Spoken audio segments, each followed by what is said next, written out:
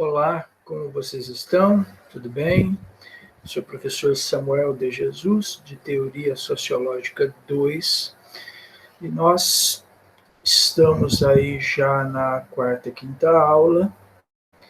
Então, este é um momento importante e que eu consideraria como a primeira fase da nossa jornada até novembro, dezembro. É um primeiro momento, já trabalhando alguns autores fundamentais, Louis Althusser, Antônio Gramsci e Georg Lukács, esses três autores. Trabalhamos também, estamos trabalhando Zé Paulo Neto, um livro sobre Lukács, pequenininho, uma edição de 1983. O que consta no plano de ensino é outra obra, mas eu senti a necessidade de escolher uma obra que falasse um pouco mais sobre o perfil intelectual de Georg Lukács. E nós trabalhamos também Oliveiros Ferreira, e a introdução de Gramsci no campo sociológico, um texto muito interessante, da Revista Brasileira de Sociologia. Bom, então, nesta aula, eu já de início vou anunciar para vocês que, seguindo o plano estabelecido pela coordenação aí do curso, dentro de alguns combinados com os professores que ministraram esta disciplina anteriormente, vou passar um conjunto de questões para vocês responderem. E essa seria uma espécie de P1. Então, por isso que é necessário pararmos agora e para também refletir sobre esses 5 autores aí, 3 fontes, Althusser, Gramsci e Lukács, e 2 intérpretes, Oliveiros Ferreira e Zé Paulo Neto. Então, nós já trabalhamos basicamente 5 autores no total. Bom, este texto do Zé Paulo Neto, para vocês lerem, nesta aula, eu vou falar sobre o capítulo 1, problema Lukács, aqui está, mas só que também nesta aula eu farei uma reflexão geral, articulando e reunindo esses autores. É uma aula que é uma aula mais reflexiva. Se nas aulas anteriores eu fiquei em cima do texto e de forma precisa para explicar todos vocês no que constitui a perspectiva desses autores, nesta aula eu proponho uma reflexão situada nesses autores, uma aula mais solta, presa ainda, ancorada nos autores, mas procurando pensar a partir destes autores. Bom? E aí, depois, nós vamos concluir inserindo o texto de Zé Paulo Neto sobre Lukács, a sua vida e a sua obra. Muito bem.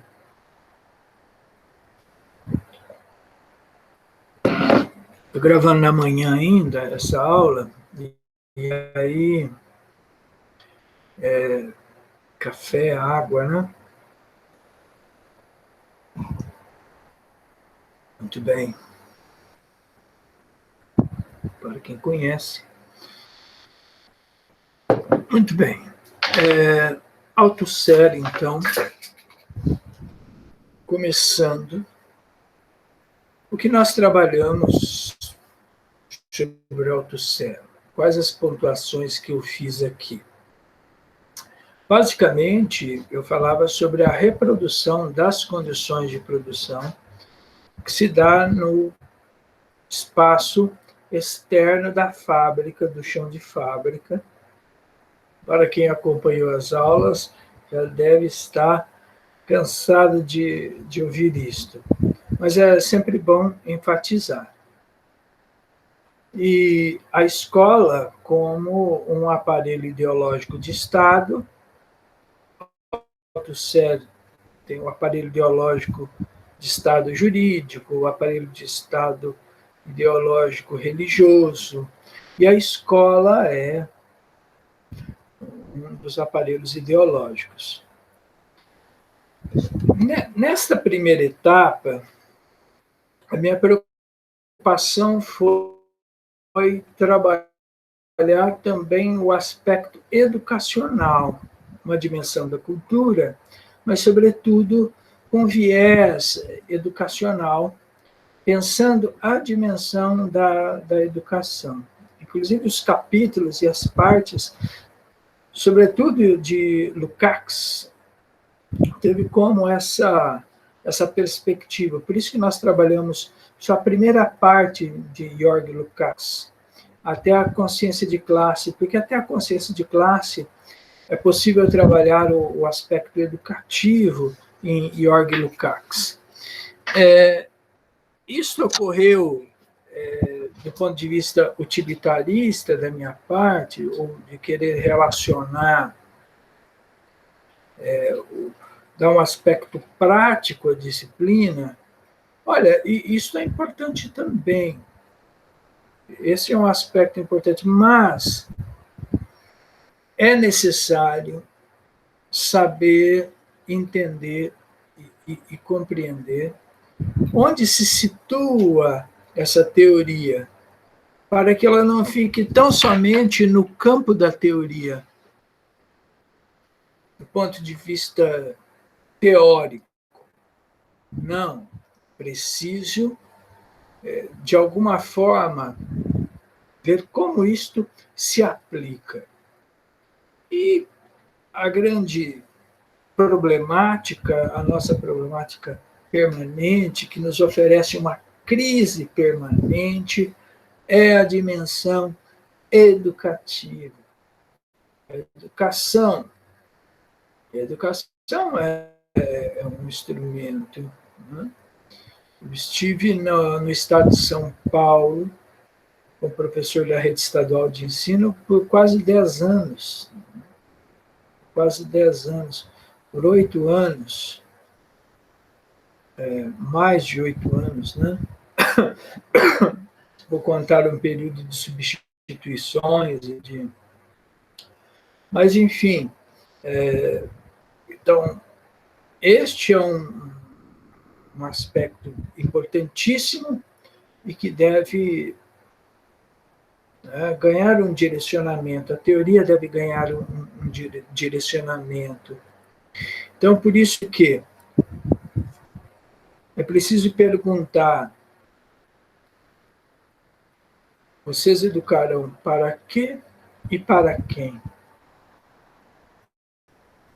Vocês irão reproduzir o senso comum que nós observamos nos nossos espaços de sociabilidade?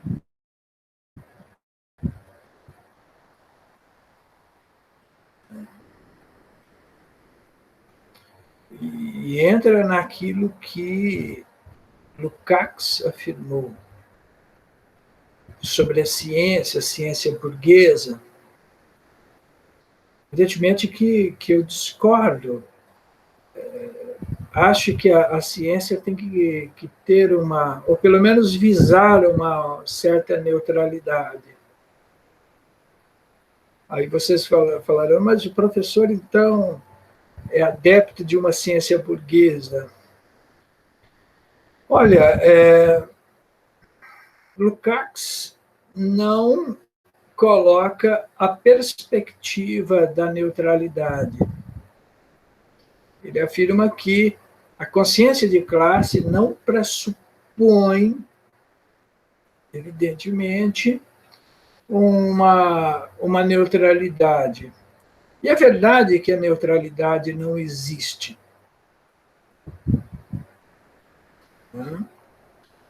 Agora,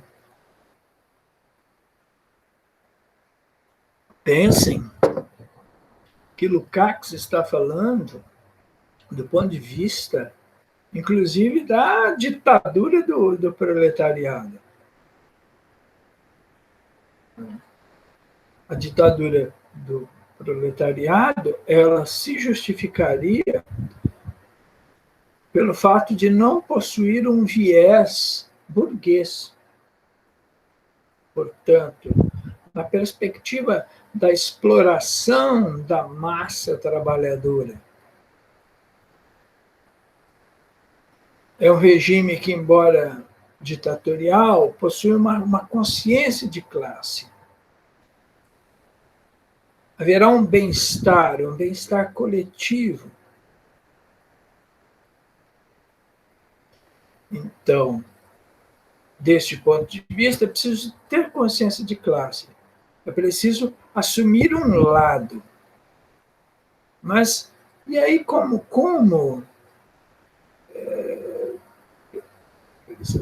defender uma relativa neutralidade? A neutralidade não é possível. A neutralidade não é possível. Acho que o que é possível é você ter claro naquela geografia, por exemplo, no espaço escolar e no fazer educativo, qual é a sua função? Sim. Qual é o seu objetivo? O que ocorre ao adentrar o espaço escolar, como eu adentrei, estive lá por tantos anos, é que a realidade ela se impõe de alguma forma e nos empurra contra a parede, ao ponto, muitas vezes, temos uma impossibilidade até. Por exemplo, na escola, se você já desse aula,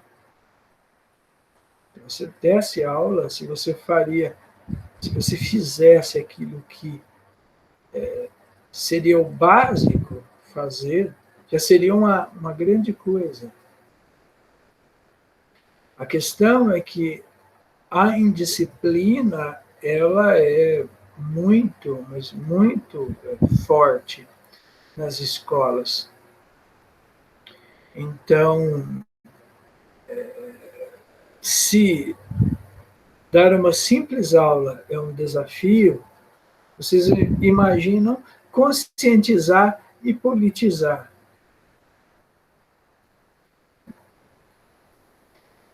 É um desafio muito grande, muito grande. Mas, de qualquer forma, é preciso ter em mente,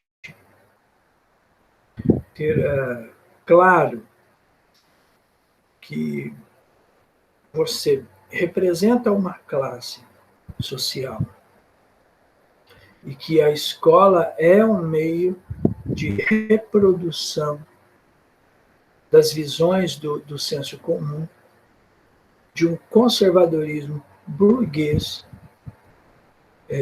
A escola, mesmo apesar da indisciplina, perpetua uma visão conservadora, mas toda a perspectiva e toda a orientação pedagógica possui um sentido liberal, burguês. Então, é importante perguntar: educar para quê? Educar para quem? Quais são os desafios? Quais são os desafios? E eles são muitos, muitos. Bom, a escola já é um espaço autoritário, por natureza. Como você transformará esta realidade? É sempre um desafio. E não é um desafio pequeno. Não é um desafio pequeno. Então, a escola é o que Althusser, né, reproduz as condições de produção. A condição última da produção é a reprodução das condições de produção. Para tanto, é necessário reproduzir as forças produtivas e as relações de produção existentes, né? Não é ao nível da empresa que a reprodução das condições da produção pode ser pensada. A reprodução da força de trabalho passa-se fora da empresa. Então, dentro do espaço escolar, quando você está, por exemplo, na periferia, em bairros violentos, onde os alunos não possuem perspectivas mesmo de oportunidades de trabalho, onde a alternativa é o tráfico de drogas. Você é um professor que possui uma consciência de classe e quer alterar a realidade, inserir uma crítica e formar uma consciência proletária, uma consciência no indivíduo, uma consciência de classe. Mas, vejam, o desafio é superar os valores burgueses. Mas o que ocorre, principalmente nas periferias, é que se este aluno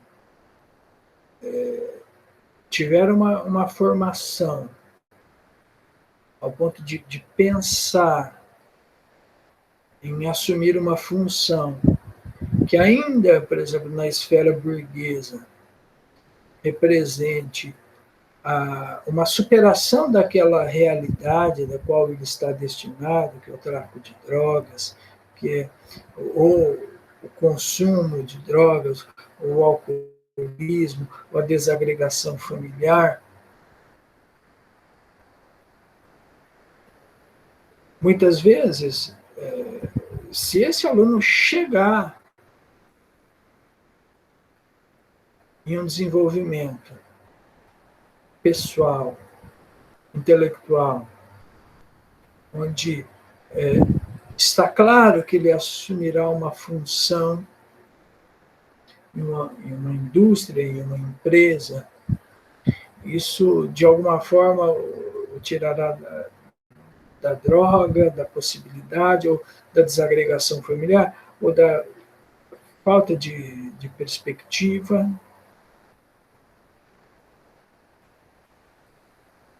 Então, o que eu estou querendo dizer é que a consciência de classe, quer dizer, ela tem que...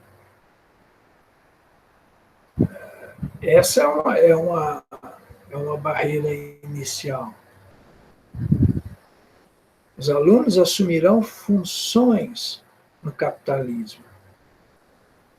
Isso, a meia dúzia de alunos que estudarão e que prestarão atenção nas aulas e que se preocuparão com a nota. Estes alunos assumirão funções na indústria, nas empresas. E muitos professores falam, olha, nós cumprimos a nossa função. Que é o seguinte, exatamente isso que as escolas estão fazendo, que é a reprodução das condições de produção. E aí, neste caso específico, é a reprodução da força de trabalho. As escolas reproduzem a força de trabalho. É o que ocorre em São Paulo com as ETECs. Em São Paulo nós temos um governo liberal, neoliberal, na verdade, que é o governo do PSDB, primeiro Covas, depois Geraldo Alckmin, Serra, agora Dória, João Dória. São mais de 25 anos de uma perspectiva neoliberal no estado de São Paulo.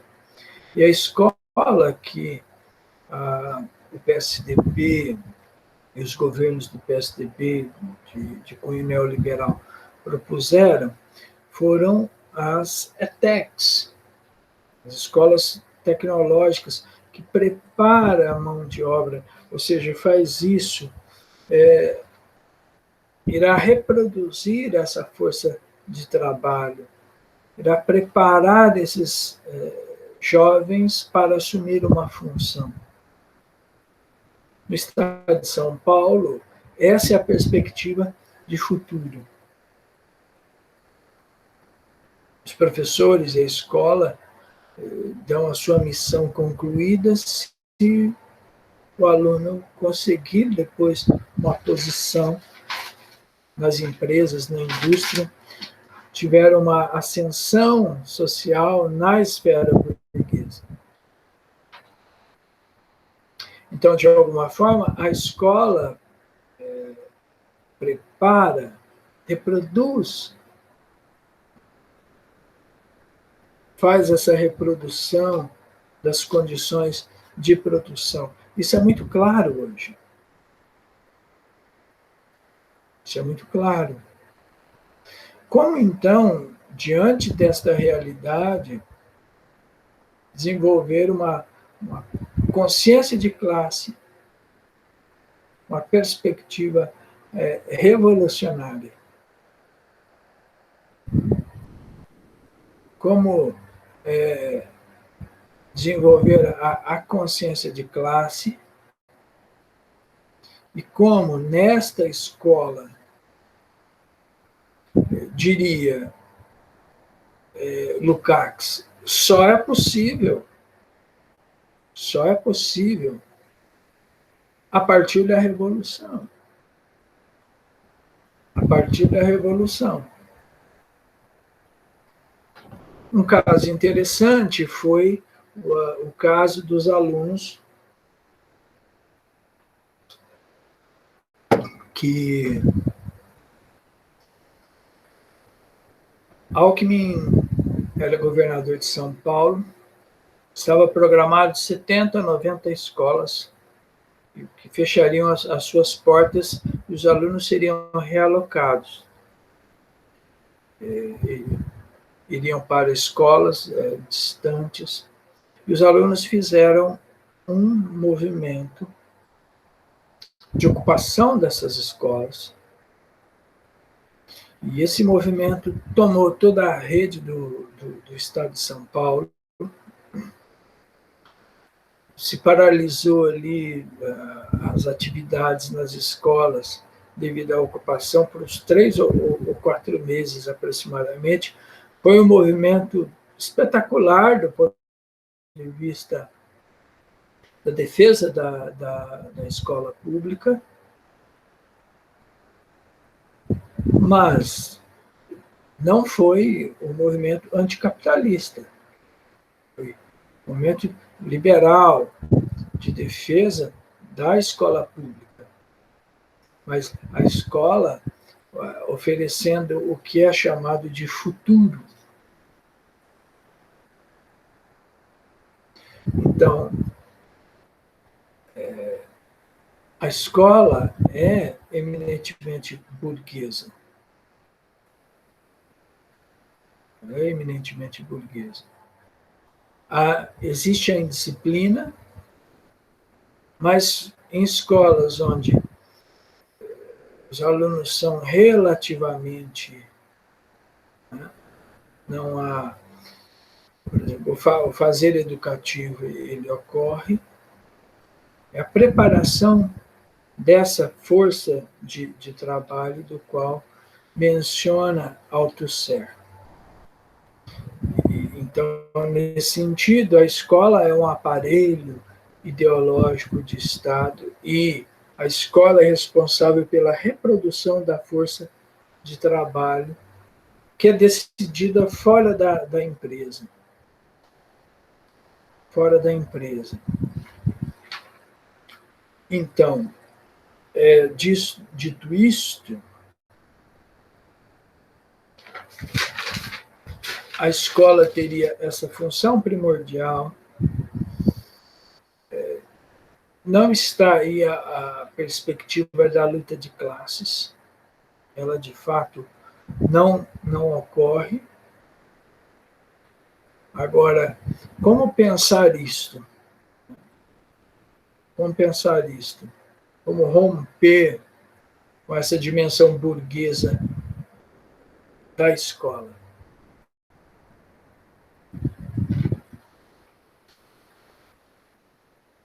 Tá? A escola, e aí o Estado. Então, dentro dessas perspectivas de Althusser, há um controle efetivo da escola pela burguesia. Um controle efetivo. Por exemplo, em São Paulo, as escolas estaduais que tinham uma função que Gramsci talvez chamaria dentro do intelectual orgânico, a escola reflexiva, o Estado não investiu dinheiro nessa escola que em tese, formaria intelectuais. Em tese, formaria intelectuais. E se investiu nas ETECs, nas escolas tecnológicas.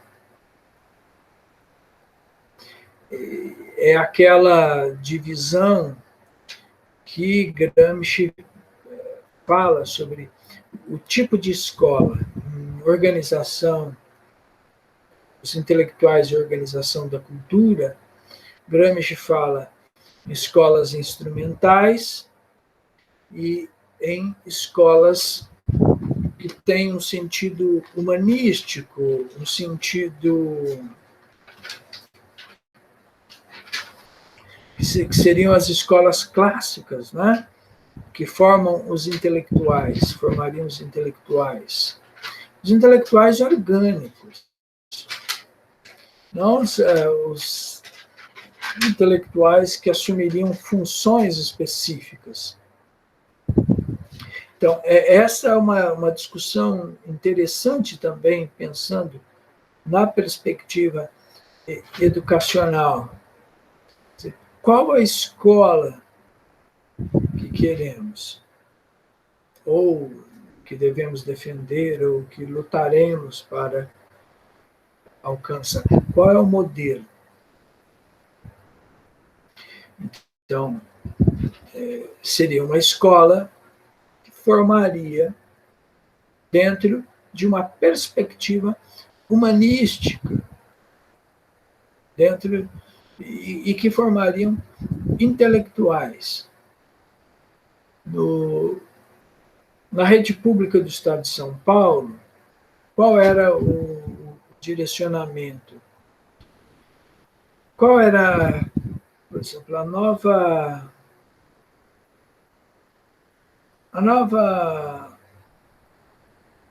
maneira como educar para quê?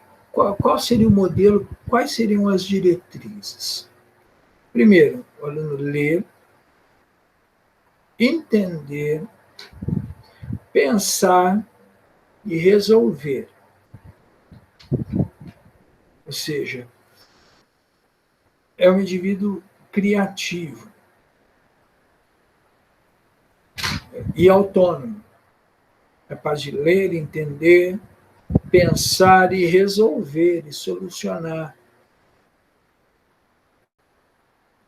Mas é claro que essa perspectiva ela foi solapada, sobretudo por essas ETECs, porque essas escolas tecnológicas no estado de São Paulo, elas tinham mais recursos, os professores eram mais valorizados, então eram escolas melhores. Então, o que seria, segundo Gramsci, uma escola instrumental, né, que prepararia dentro de uma perspectiva instrumental. E a escola, no seu sentido clássico, né, no seu sentido clássico, ela seria essa escola estadual que está nos bairros, mas, vejam,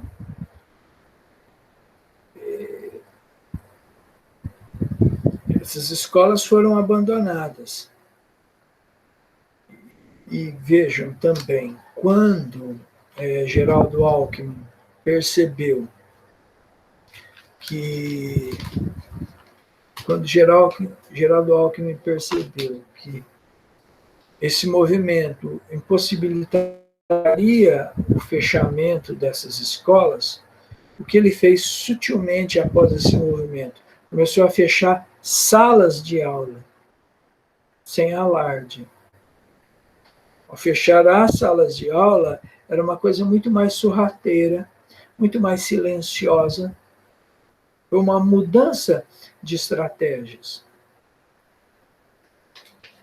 Então, aqui, ó, Gramsci, a divisão da escola em clássica e profissional.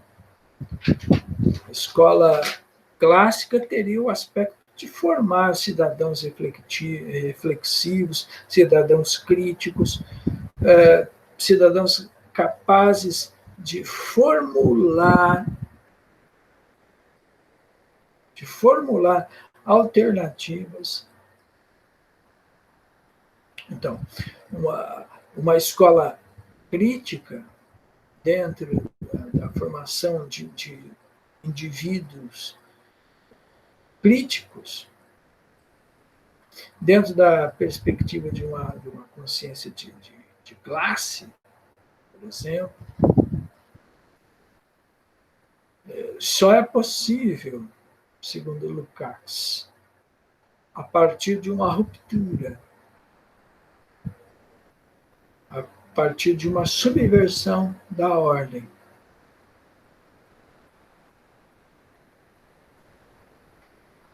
Ou seja, para Althusser, a escola é um aparelho ideológico de Estado responsável por criar a força de trabalho para o capitalismo, ou seja, por reproduzir as condições de produção que são externos ao chão da fábrica.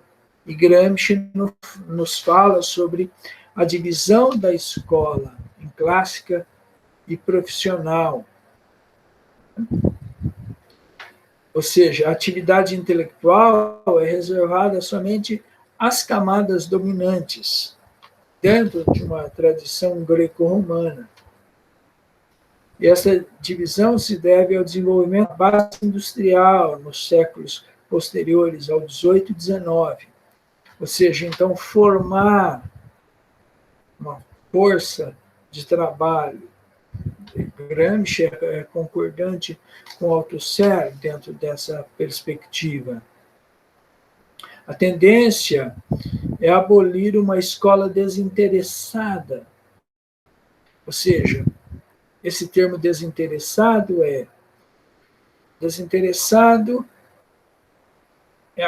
não possui uma função utilitarista. Desinteressado nos remete a aquilo que não tem uma aplicação imediata.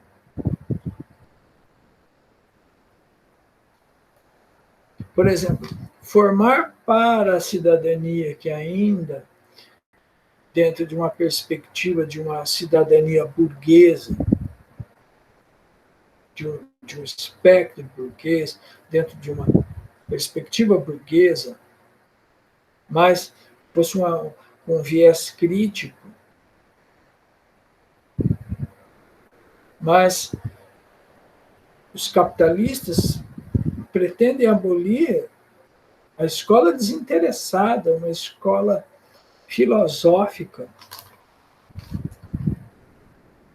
A maneira dos antigos, na tradição greco-romana.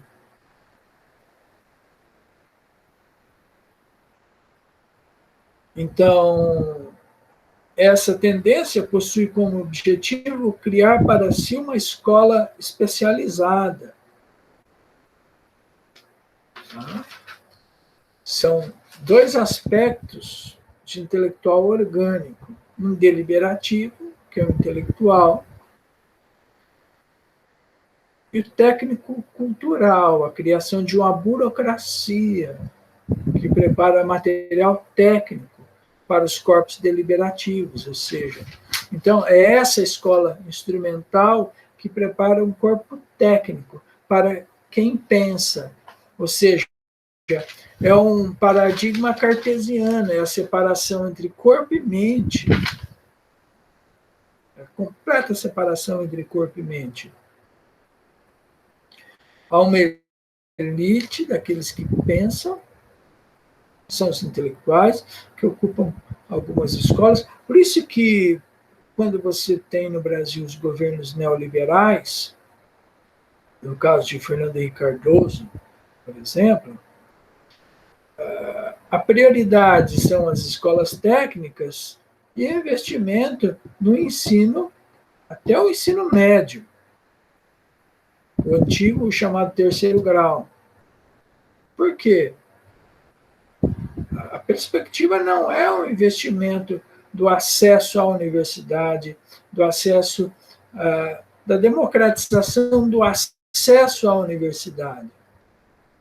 Ou seja, o pobre não deve fazer, não deve cursar, não deve entrar na universidade. Quando, no máximo, o pobre deve ter um curso técnico no SESI, SENAI. Quem deve ocupar os espaços decisórios?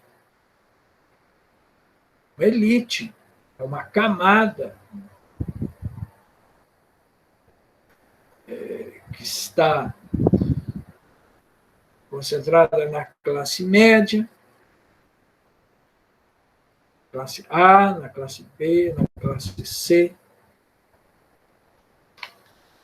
Então, por isso que foi muito importante a perspectiva dos governos de esquerda de ampliar e, sobretudo, de interiorizar, democratizando o acesso ao ensino superior.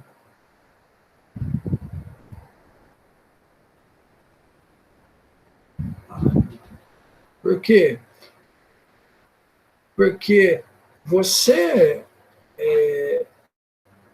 pulveriza a esfera burguesa.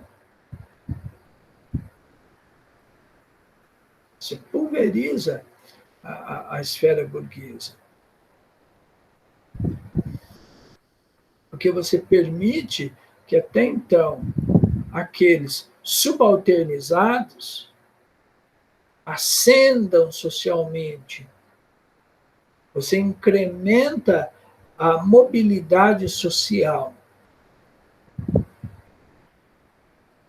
e permite a ascensão social de uma camada que era para assumir funções subalternas, ou seja, ser apenas um corpo técnico, especializado, mas técnico. Então, esta é uma separação muito cartesiana, separação entre corpo e mente. É uma fragmentação, ou seja, a dimensão intelectual, do ponto de vista orgânico, porque para Gramsci, que é o intelectual orgânico? O intelectual orgânico é aquele intelectual de uma tradição burguesa capaz de formular, de estruturar e reestruturar, ou seja, de organizar, estruturar e reestruturar. Por exemplo, a força de trabalho ou capaz de, no caso, por exemplo, do movimento feminista, do movimento negro,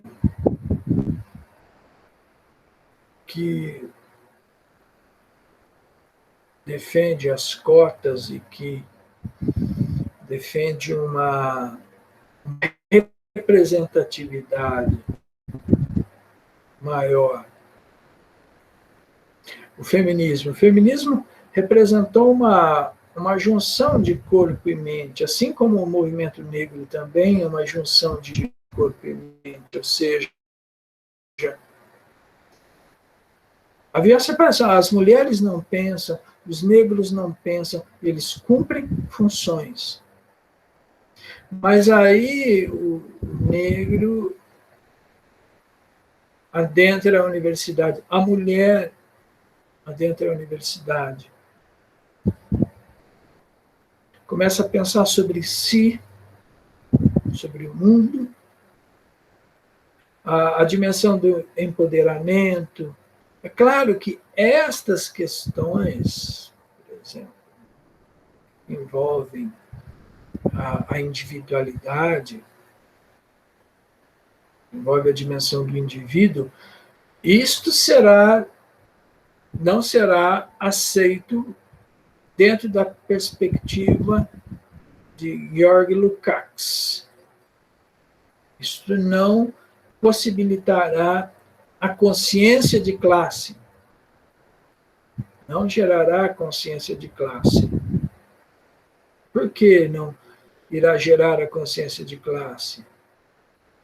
Porque para Lukács, se resolvermos a questão feminina, da representatividade da mulher, do acesso à mulher, inclusive nos espaços de gerenciamento, e se esta mulher não possuir, por exemplo, uma consciência de classe, qual a classe social a qual ela pertence, ela irá reproduzir. Ou seja, eu só mudei, fiz uma mudança de gênero.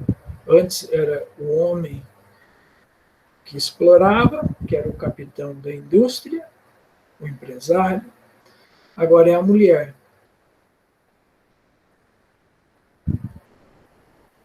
Ou seja, em tese, eu lutei por uma representatividade feminina, mas eu não mudei a essência do capitalismo. A mulher passa a ter representatividade, mas ela assume uma função do gerenciamento do capitalismo. Por isso que na perspectiva lukácsiana, o foco não está no indivíduo, mas está na luta de classes, na revolução, na mudança total, na ruptura, na revolução proporcionada pela consciência de classe. Essas questões do feminismo, a questão racial, ela não está muito em perspectiva dentro da teoria lukácsiana.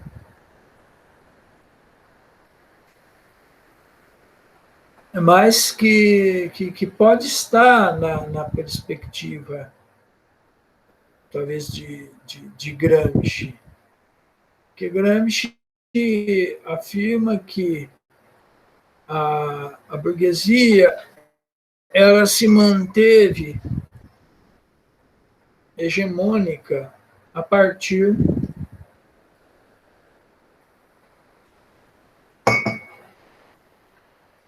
da cultura. Por isso que é o texto é os intelectuais, a organização da cultura. Como a cultura se organiza. Que é a cultura que vai conferir uma hegemonia à burguesia. E a partir da cultura que a burguesia constrói a sua hegemonia. Mas se vocês veem, Lukács reprovaria Gramsci. Consideraria Gramsci um revisionista. Isso faria com que a teoria marxista perdesse a sua força e ganhasse um ecletismo.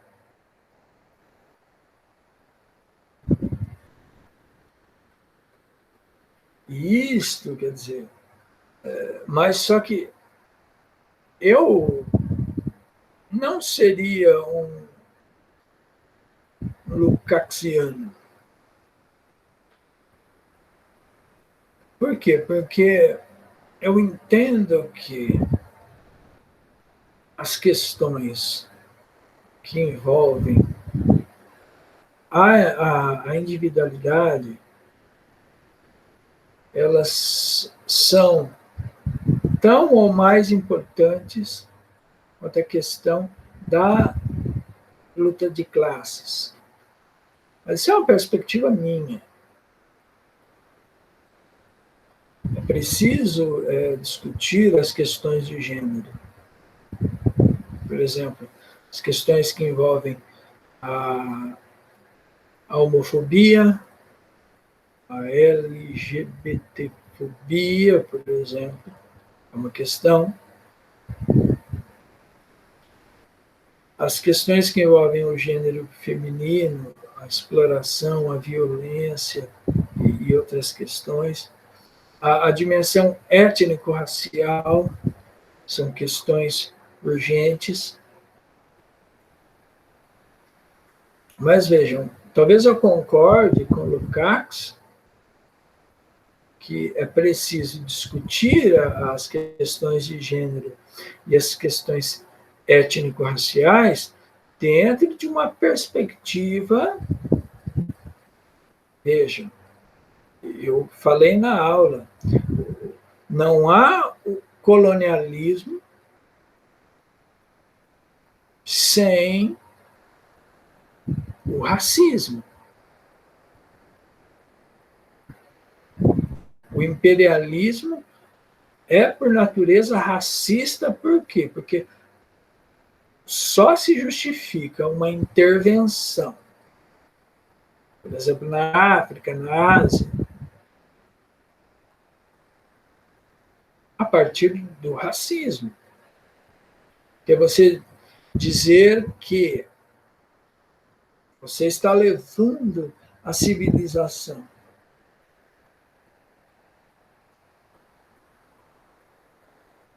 Você está levando a civilização.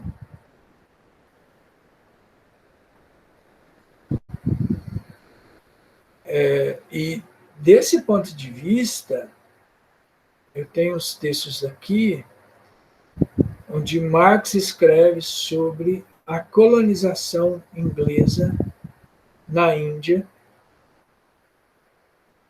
e ele vê um aspecto interessante, que é a criação, a formação de um proletariado indiano,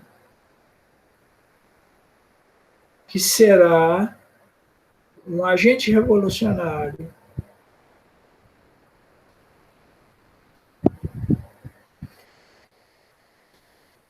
Então, o imperialismo britânico leva até a Índia a dimensão da luta de classes. Como devemos pensar isto?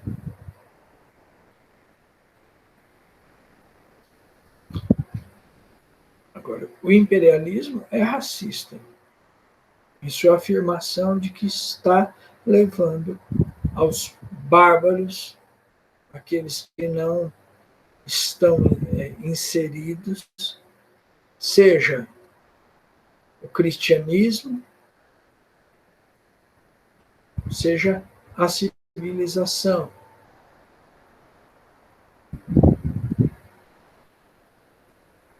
Seja o desenvolvimento, seja o progresso, seja a democracia, a liberdade.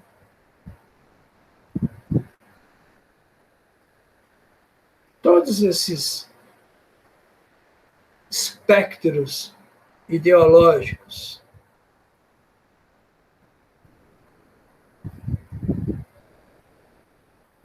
você está interferindo para regenerar, para levar a democracia e a liberdade. Você está intervindo militarmente e conquistando para levar o cristianismo.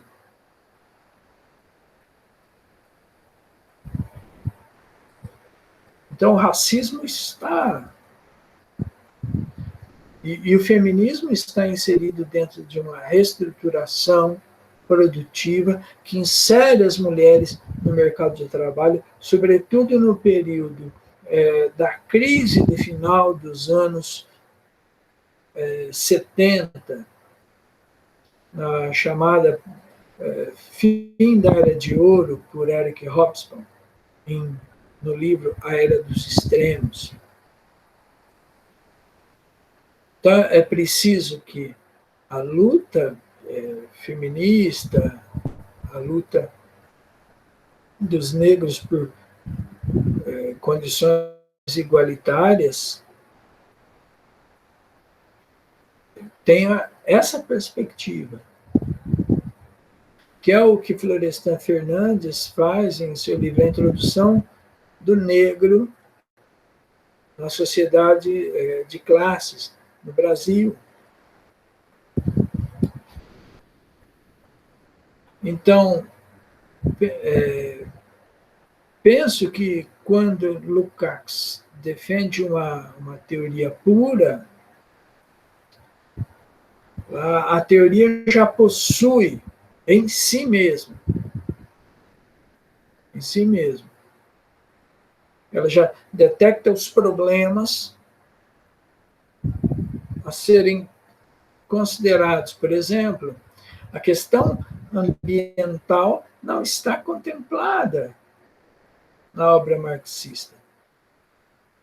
Por isso, do meu ponto de vista, a ortodoxia marxista é muito rígida. Não, evidentemente que ela não deva ser excluída. A questão da luta de classes é, de fato, uma questão do qual nós estamos inseridas. E faz todo sentido.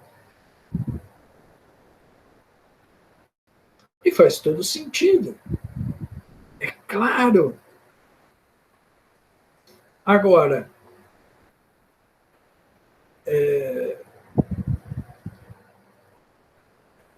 o marxismo em estado puro, apregoado por Karl Marx, baldaria as discussões sobre igualdade de gênero, a questão mesmo, por exemplo, da questão LGBTQI, questão da homossexualidade, a questão envolvendo o gênero feminino também, todas essas questões não estão contempladas. Eu penso, por outro lado, o seguinte: vamos imaginar que tenhamos feito a revolução, certo? Tivéssemos consciência de classe e chegamos no socialismo, no comunismo. Essas questões, elas não estarão apagadas, invisibilizadas. Elas estarão presentes.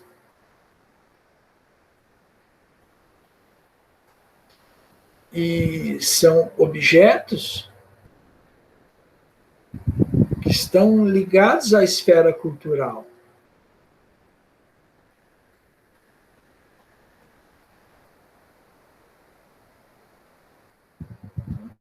Estão ligados à esfera cultural. Estão na dimensão da subjetividade, da individualidade. Então, como você resolve essas questões no marxismo puro?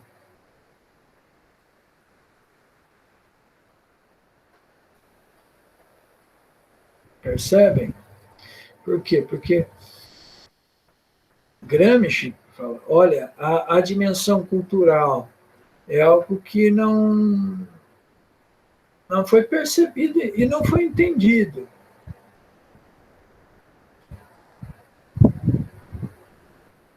É preciso compreender esta dimensão. Por exemplo, como através da religião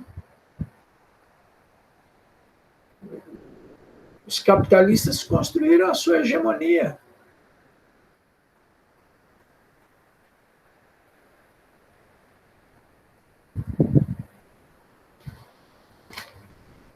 Tá? Porque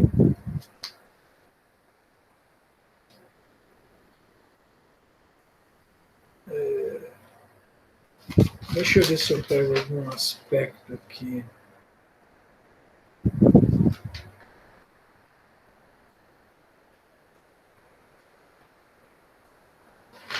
Eu acho que todas as questões aqui do Gramsci eu toquei. Elas estão contempladas.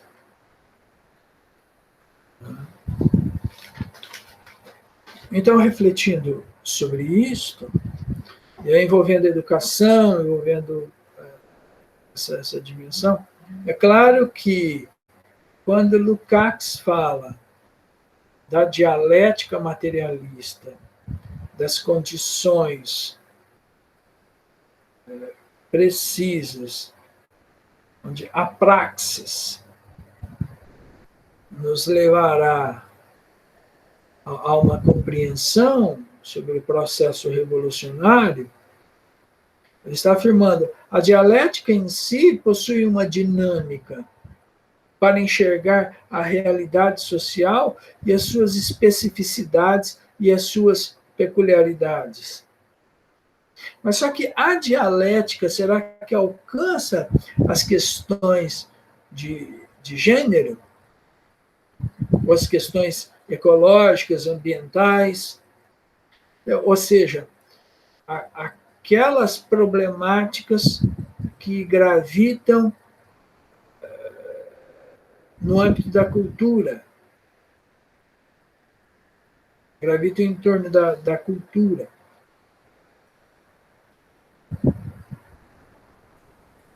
É preciso, então, será que a dialética alcança?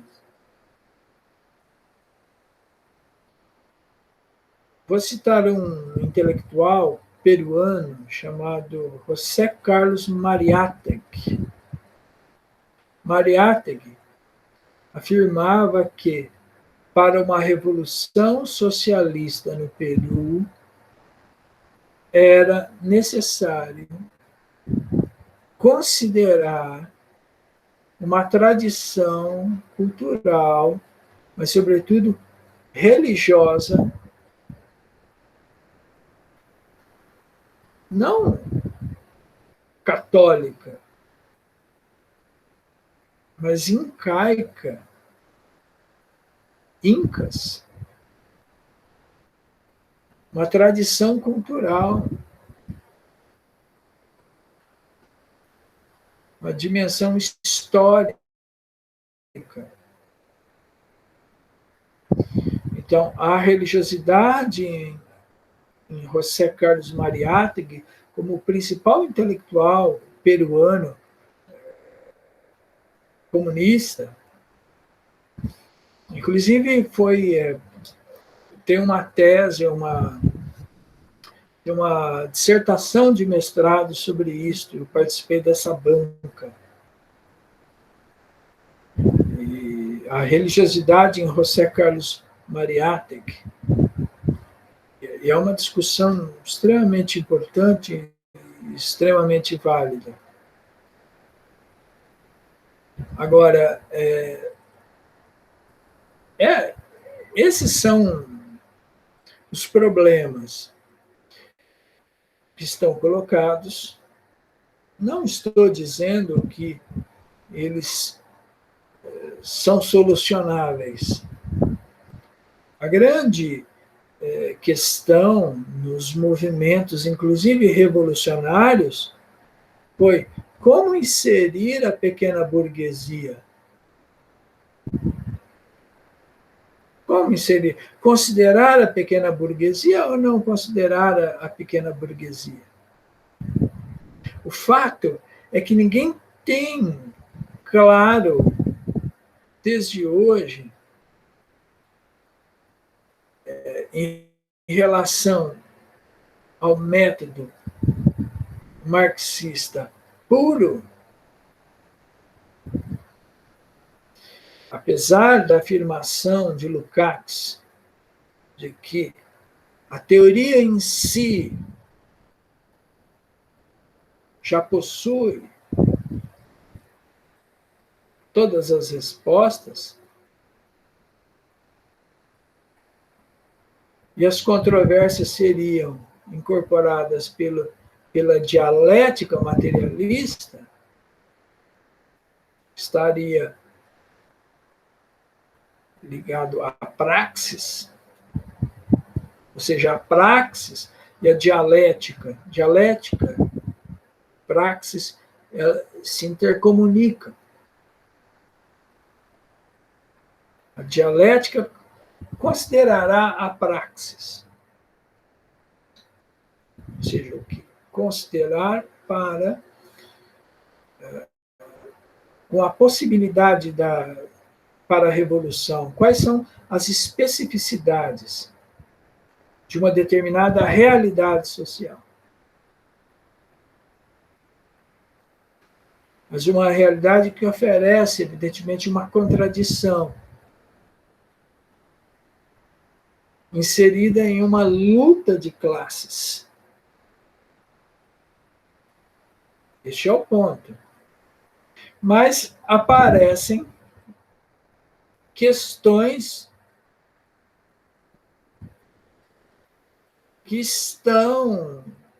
que gravitam em torno da cultura.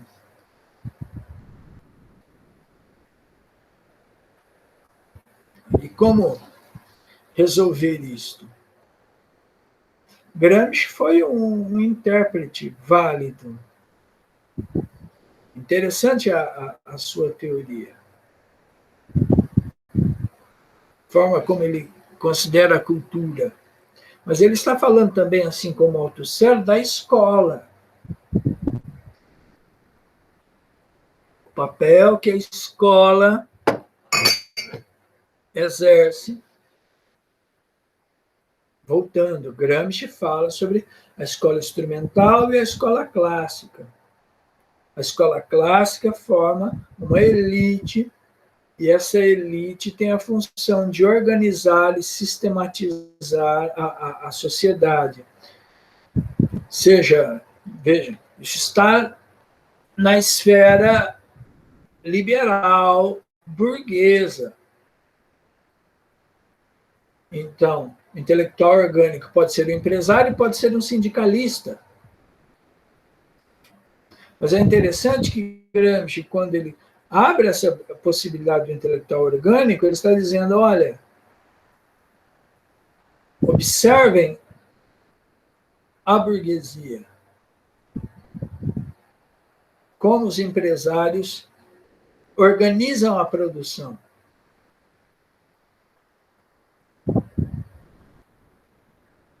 Então, o partido e o sindicato deverão possuir os seus quadros orgânicos.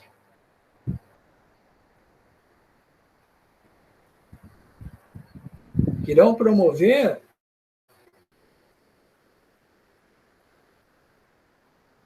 que irão fazer proposições, irão promover uma reestruturação.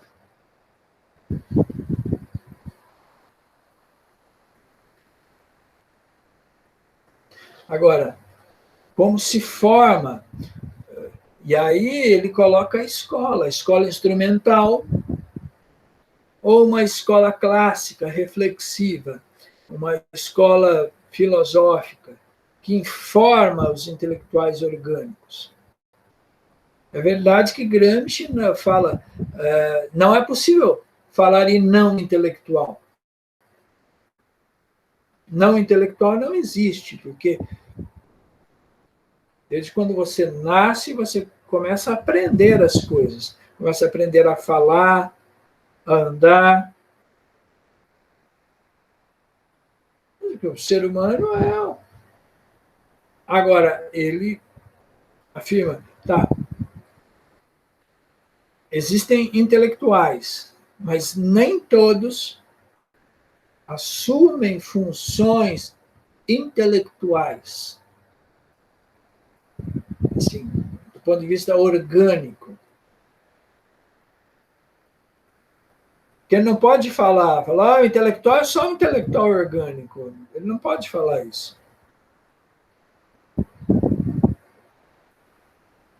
Alguém que exerce um serviço técnico não é um intelectual? É um intelectual, mas seria um intelectual assim, segundo plano.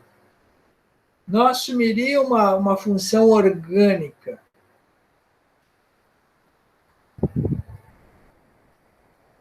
Daí a importância da escola reflexiva, da escola que forma alunos que pensam. Daí que eu sou muito mais gramsciano do que lukácsiano.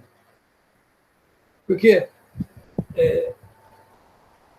penso um pouco isto. Formar alunos que pensam, que sabem ver, enxergar, perceber.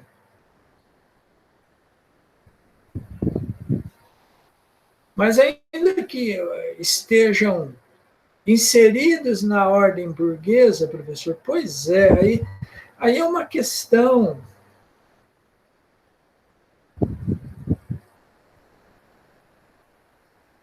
Mas eu penso que se você formar um aluno crítico,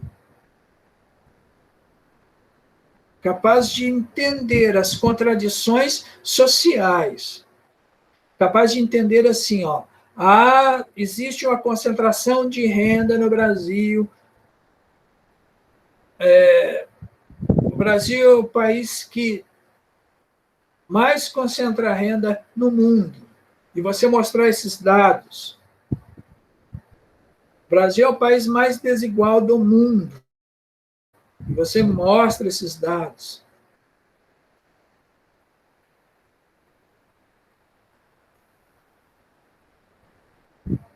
Se você demonstra ali, fala, ó, ou afirma, ou demonstra, há um contraste social. Você pode ver em um contato visual.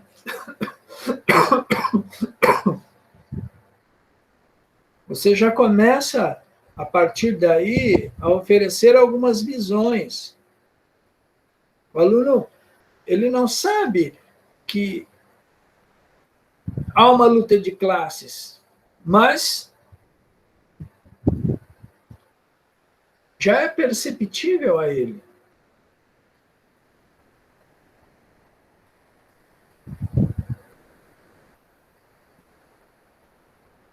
Porque o que ocorre muito é o aluno aderindo aos ideais burgueses, por exemplo, do consumo, mas agindo assim, falar, eu quero ir para o lado de lá, eu quero me tornar empresário, eu quero explorar a mão de obra. Eu quero ser aquele que, o burguês que ocupa, detém os meios de produção.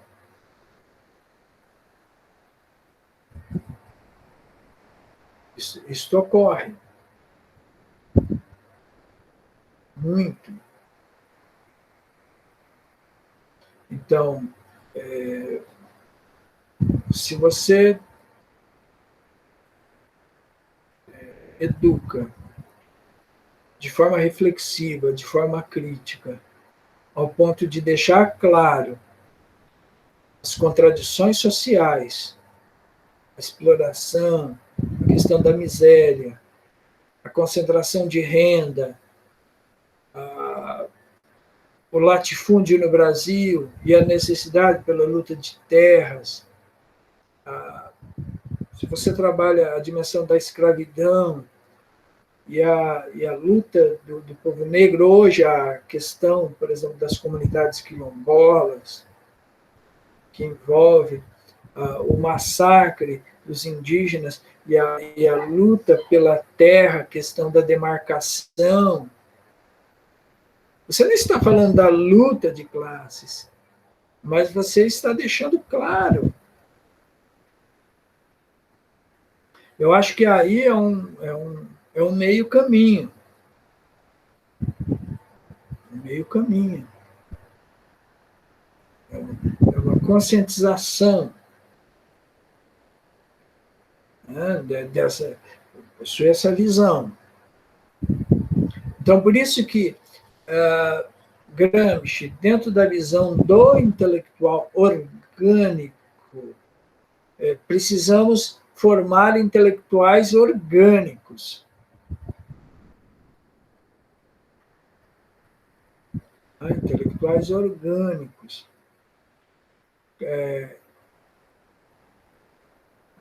Vejam, capazes de pensar e formular. Há uns 15, 14 anos eu dava aula no curso de pedagogia e eu falava exatamente isso. Falava, olha, vocês devem ser os formuladores assim, de projetos educacionais. É pedagogia? Pedagogia, vocês devem pensar a educação como um todo e serem formuladores, formularem projetos de ensino, pensar novas gestões de ensino. Eu falava isso há uns 15, 14 anos atrás, acho que é por aí, até mais, acho que 16, 15, 16 anos atrás. Uma aula no curso de pedagogia da Faculdade de Dom Bosco, uma cidade no interior de São Paulo chamada Monte Aprazível. A aula para o curso de pedagogia. Então, eu comecei perguntando para vocês, quem são vocês? Que lugar vocês ocupam? Vocês educarão para quê, quem e para quê? Desse ponto de vista, Lukács tem razão. É necessário uma consciência de classe. Não sei se chegaremos à revolução, mas penso que se trilharmos o caminho, e aí é uma mistura também, porque é preciso incorporar tanto Gramsci quanto Althusser. Quando Althusser fala dos aparelhos ideológicos de Estado, ele fala religião, ele fala escola. E se vocês observarem na minha aula, Althusser constrói uma sociedade piramidal. Em cima, no topo, no cume desta pirâmide, está a ideologia. Está a ideologia.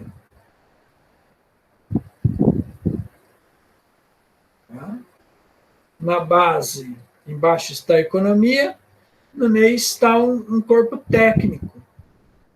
A economia, um corpo técnico, a ideologia.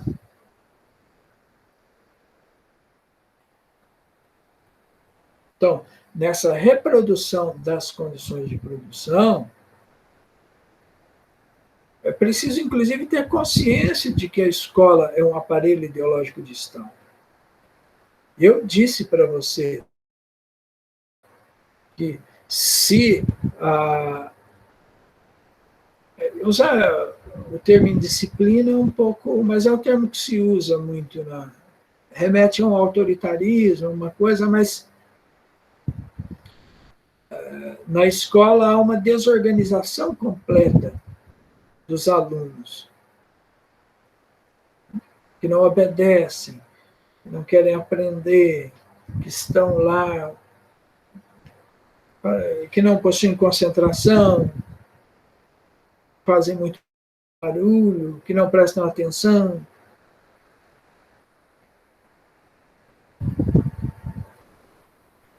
Agora, aqueles que estudam almejam serem absorvidos pelo mercado de trabalho. E a tendência dos professores é achar isso ótimo, quer dizer, olha, nós livramos mais um da droga, consumo de drogas, ou da desagregação familiar, do abandono, do abuso.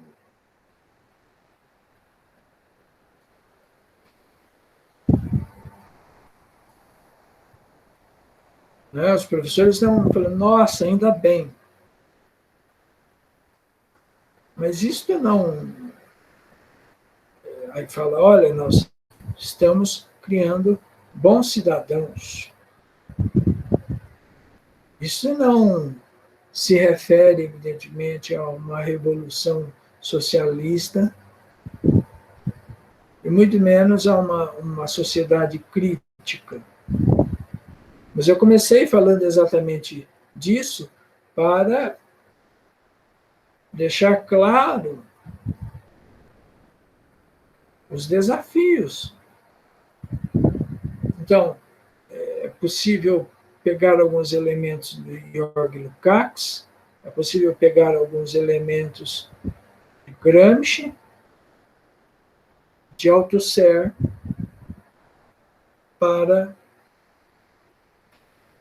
repensar isto, né? Para pensar o objeto escola à luz de Antônio Gramsci, à luz de Althusser e à luz de Georg Lukács. Então, nesta etapa da aula, dessas 5, né, das 4 ou 5 aulas que nós tivemos, não sei se essa é a quinta ou sexta, mas parar um pouco para refletir sobre isto. Para refletir sobre isto.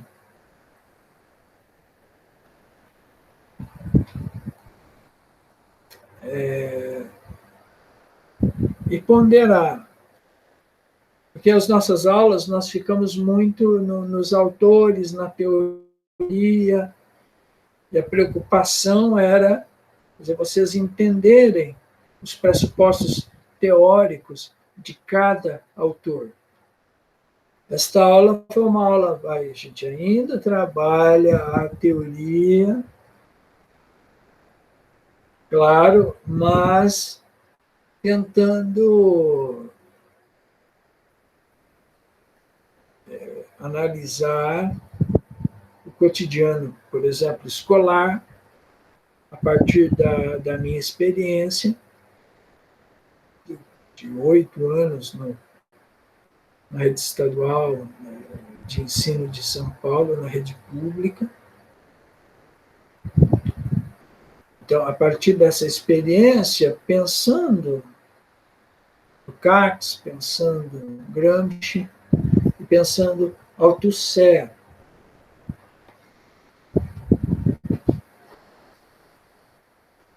Eu iniciei a aula também falando que nós iríamos trabalhar a primeira parte ali do texto do Lukács, né, do Zé Paulo Neto. Agora eu estou pensando que seria uma quebra na nossa aula, mas a gente pode quebrar esta aula aqui, falando sobre esse aspecto educacional, à luz desses 3 autores, e agora nós podemos, acho que nesse primeiro capítulo aí do Georg Lukács, esse livro escrito pelo Zé Paulo Neto. Capítulo 1, o problema Lukács, está aqui, ó. É o primeiro capítulo desse texto que eu passei para vocês. Zé Paulo Neto escreve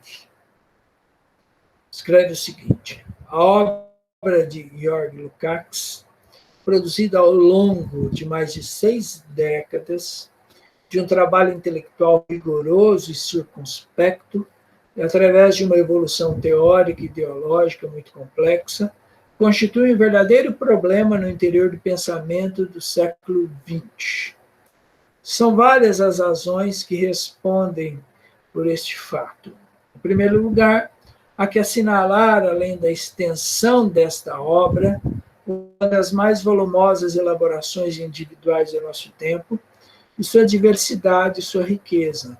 Nela se questiona o complexo de indagações que fazem a perplexidade do homem contemporâneo no entrecruzamento da história e da cultura, a natureza e a função da arte, os modos de viver e pensar instaurados na sociedade burguesa, a alienação e a manipulação, a transição socialista, o proletariado como sujeito revolucionário, a sua consciência de classe, seu partido, e o repensamento da filosofia, das formulações clássicas, sintetizadas para Lukács, em Aristóteles, Hegel e Marx, as vertentes do moderno neopositivismo. Em face de um universo temático dessa envergadura, enfrentado sem nenhuma concessão aos preconceitos dos especialistas, que compartimentalizam o conhecimento em saberes autônomos, compreende-se que a reflexão lukácsiana se estrutura em colocando problemas nem sempre inteiramente solucionados. Uma segunda razão que confere à obra de Lukács o seu caráter problemático é a própria evolução do pensamento do filósofo. O desenvolvimento intelectual de Lukács realizou-se através de numerosas contradições e rupturas que não impediram a continuidade de algumas de suas preocupações básicas, mas que modificaram substancialmente o tratamento dado a elas. Os estudiosos divergem enormemente ao analisar o itinerário teórico e ideológico de Lukács, e só existe unanimidade na constatação de que, ao fim da Primeira Guerra, ele aderiu ao marxismo quanto à sua evolução anterior e posterior. As opiniões são conflitantes e é sobretudo no que se refere ao Lukács marxista que as interpretações se chocam. Não faltam os fáceis rótulos de direitista, esquerdista, ortodoxo, dogmático e revisionista, e se muitos sustentam que, após um breve período de marxismo criador, o filósofo enquadrou-se na escolástica stalinista, outros insistem em que o labor de Lukács, em maior ou menor medida, sempre se nutriu das mais legítimas inspirações de Marx.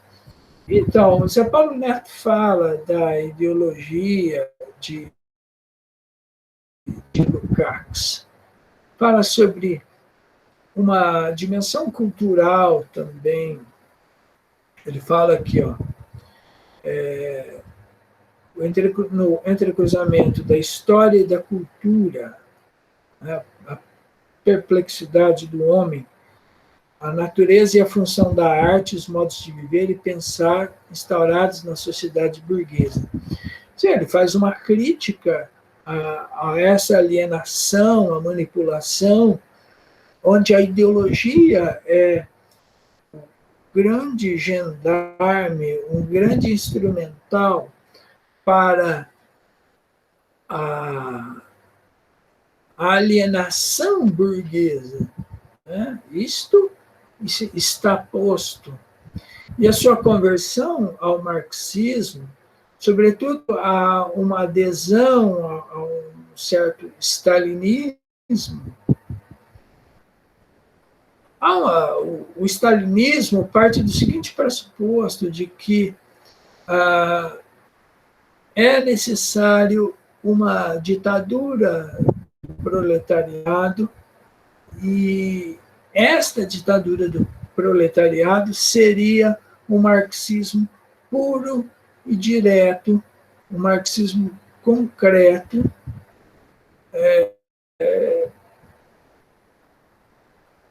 e Stalin é considerado como seria um marxismo real, dentro dessa perspectiva de uma ditadura do proletariado, mas todos nós sabemos que o regime stalinista era um regime autoritário. Geralmente essa fala é uma fala dos burgueses, mas, vejam, quando nos anos 60, o substituto de Stalin, Nikita Khrushchev, que era dirigente do Partido Comunista Soviético, veio a público revelar os crimes de Stalin, que inclusive ali foi denunciado que existiam campos de concentração muito similares aos campos de concentração nazistas. Houve um desencantamento de parte dos adeptos do Partido Comunista. No Brasil, por exemplo, Muitos que se consideravam stalinistas deixaram de ser stalinistas. Essa perspectiva do stalinismo, até onde eu entendo e compreendo, é uma visão de que você deveria ser duro, dentro de uma ditadura mesmo, usar métodos repressivos para alcançar o socialismo de fato. Então, é muito reprovável nesse sentido. Eu vou colocar um vídeo do Zé Paulo Neto explicando o que é o stalinismo. Aí vou compartilhar, vocês vejam esse vídeo. O Zé Paulo Neto pode explicar o stalinismo muito melhor do que eu. Né? Eu conheço muito pouco sobre o que é o stalinismo, enfim. Então, vamos lá. Enfim, aqui ele fala sobre a trajetória de Lukács, né? Eu li quase tudo. Enfim, as próprias circunstâncias biográficas para problematizar a avaliação do trabalho de Lukács, de uma parte, há momentos significativos de sua vida suficientemente esclarecidos, por exemplo, a sua prisão em 1941 pela polícia política stalinista, de outra, o destino de alguns de seus textos não facilitou o adequado conhecimento deles. História e Consciência de Classe, publicado em 23, só teve reedição autorizada em 1967. Escritos da Primeira Guerra apenas se publicaram póstumamente e há muitos materiais ainda inéditos. Ademais, também a crítica não colabora muito para uma avaliação objetiva do esforço teórico de Lukács, desde muito jovem, relacionado aos círculos intelectuais mais importantes desse século. Ele permaneceu sempre um outsider, às vezes incompreendido, deformado, não por poucos detratores, incômodo até o fim, na perfeita caracterização de Cesare Cases. Lukács raramente recebeu de seus interlocutores um tratamento equilibrado. Na verdade, o julgamento crítico reservou-lhe mais ataques e defesas emocionais do que operações de análise. Assim como observou corretamente, Peluzzi contribuiu para uma interpretação crítica da obra de Lukács e, simultaneamente, uma tarefa complicada, de extrema responsabilidade. Não existe outro autor, outro pensador marxista contemporâneo que tenha provocado tão apaixonados aplausos e repulsas no Ocidente e no Oriente. São poucos autores que, como ele, têm influído durante tanto tempo sobre os intelectuais europeus. Então, Lukács é uma figura controversa. Mas Lukács é interessante porque esse marxismo puro dele, sobretudo que ele descreve em História e Consciência de Classe, é um contraponto. Né? E a crítica dele aos revisionistas, aqueles que beberam na fonte marxista e que fizeram interpretações, é um paralelo, é sempre um contraponto muitíssimo importante.